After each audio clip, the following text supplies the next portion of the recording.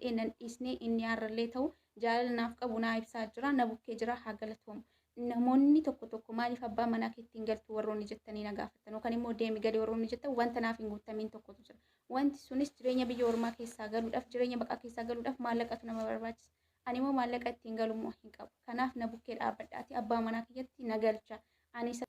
Hashama harka fuunee nagaa waaqayyo lafa jirtanitti ni baay'atu hordoftoonni kennaa jaalala akkam jirtu nagaa keessanii ani nagaadha isiniin jedha rabbiin galannaa ta'uu har'a jechuudha ajandaan maaliif naafa jedheetiin dhufe isiniin jedha irratti dubbachuu illee hin barbaanne badaa waan akkasii kanarratti haasa'u natti hin tolu isiniin jedha egaa ajandaan dhufee kan hunda keenyatti maatii taanatti wal wajjin hirmaannaa isiniin jedha egaa obboloota koo viidiyoo kana immoo laayik gochuudhaan jalqabaa isiniin jedha booniyyee jechuudha yeroo duraa tokko jechuudha galii si gargaarra abbaa manaa keetti jedhanii namoonni jechuudha namoonni baay'een akka gargaarsa godhaniif gaafa itti manii hin galu yeroo kanatti nuyi nama gargaarsa gaafannu miti nama hojjetee ofii keenya fiyyuu nama gargaaruu danda'u nama hojjetee ofii keenya fiyyuu of jijjiiruu danda'udha malee yeroo kanatti nuti birrii namaas gargaarsa eenyumaayyuu hin barbaannu karoora qabna karoora keenya immoo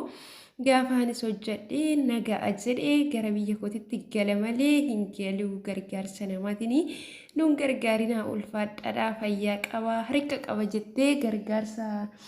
uummanni gaafate jechuudha sin gargaarra jedhanii akka hin barbaanne sooshaal miidiyaa ishii karaa tiiktook irratti akkasuma immoo fuula feesbuuk ishiitii irratti ibsitee turte jechuudha haa ta'uyyuu malee yeroo ammaa kana irratti jechuudha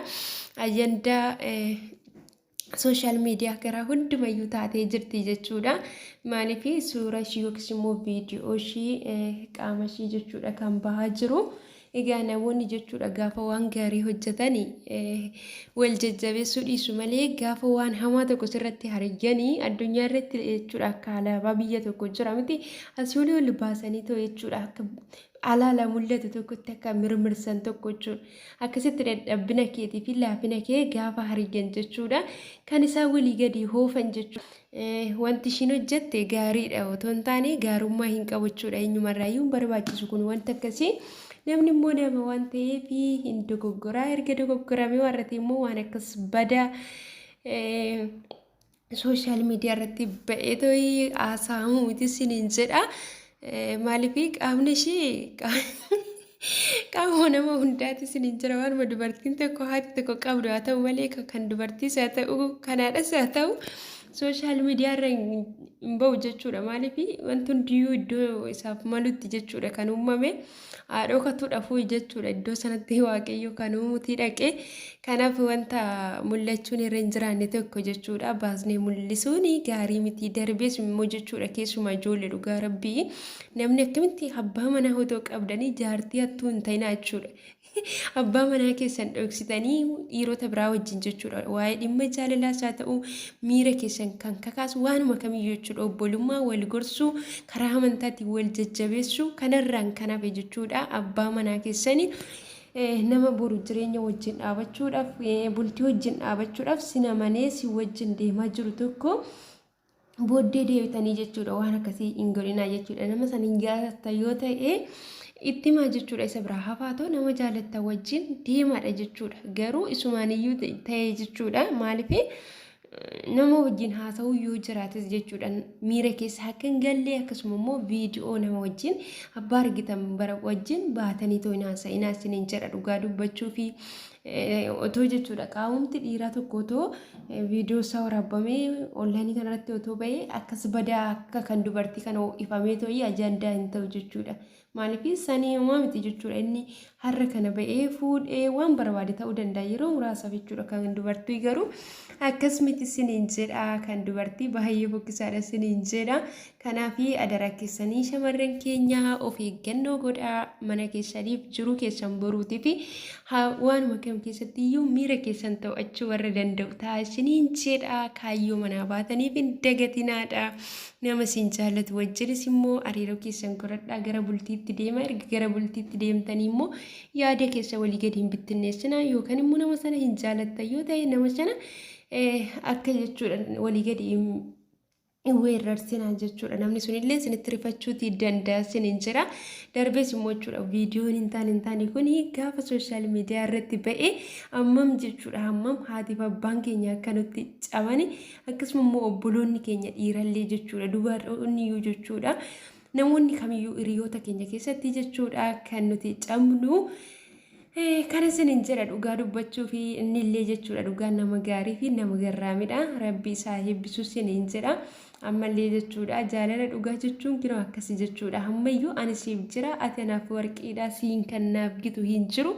abbaan barbaade waan barbaade yoo jedhee gargar homtuu nu baasuu hin danda'u jechaati jira jechuudha. Dhiira akkana immoo kan hin argine dhuguma dubbachuutti jechuudha maaliif viidi'ichiyyuu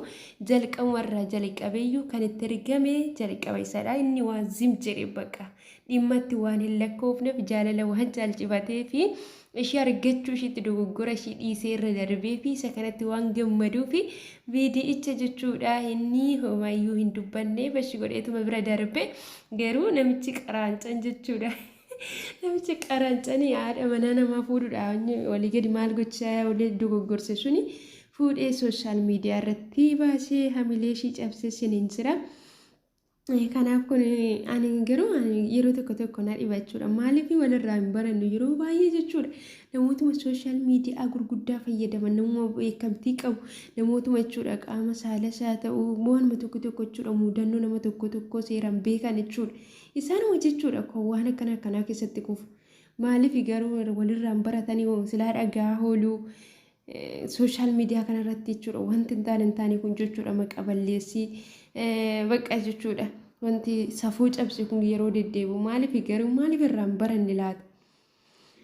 Naa kana isiniin jedha dhala namaa eenyumayyuu amantanii waan tokko jechuudha waan rabbii hundurattis bareedaa hin taane waan jireenya keessan boruu balleessu waan googilii keessatti seef ta'ee jechuudha borutti illee isin qaaneffachiisee hiriyoota keessan keessaa gadi isin godhu. Raawwatina isiniin jedha obboloota koo yeroo raawwattanii warrattanii immoo yeroodhaaf jechuudha nama fuulduraa xiqqoo jechuudha hamma ajandaan